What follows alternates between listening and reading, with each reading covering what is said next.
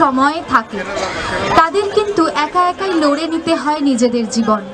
তারা কোথাও মানসিক নির্যাতন বা শারীরিক নির্যাতন বা যৌন নির্যাতন ইত্যাদির শিকার হচ্ছে না তো? তারা বলতে ভয় পাচ্ছে না তো?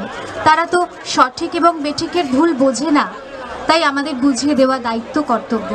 আসুন আমাদের স্টলে যে বইগুলি রয়েছে এই বইগুলি আপনারা সংগ্রহ করুন, উল্টে পাল্টে দেখুন এবং বিশেষভাবে আপনাদের বলবো আমাদের ত্রৈমাসিক পত্রিকা হুল্লোড়ের কথা। যে হুল্লোড়ে বিনোদন তো রয়েছে, তার সাথে রয়েছে শিশু অধিকারের কথা। আপনার শিশু চাইলে কিন্তু কবিতা পাঠাতে পারে, চিত্র পাঠাতে পারে, নিজের হাতে আঁকা পাঠাতে পারে।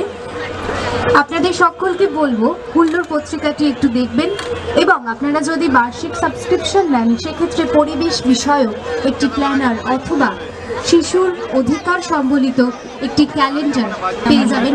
তাই আমরা সকলকে বারবার করে অনুরোধ করছি, বিনোদনের পাশাপাশি আমরা আমাদের শিশুদের অধিকার নিয়ে ঠিক মতন সম্যক জ্ঞান যাতে ধারণ করতে পারি সেই জ্ঞানের জন্য বইগুলো সংগ্রহ করবো, উল্টে পাল্টে দেখবো। ব্রতচারী অনুষ্ঠান গুরুসাহেব দত্ত প্রত্যেক বাঙালিদের জয়গান করেছেন।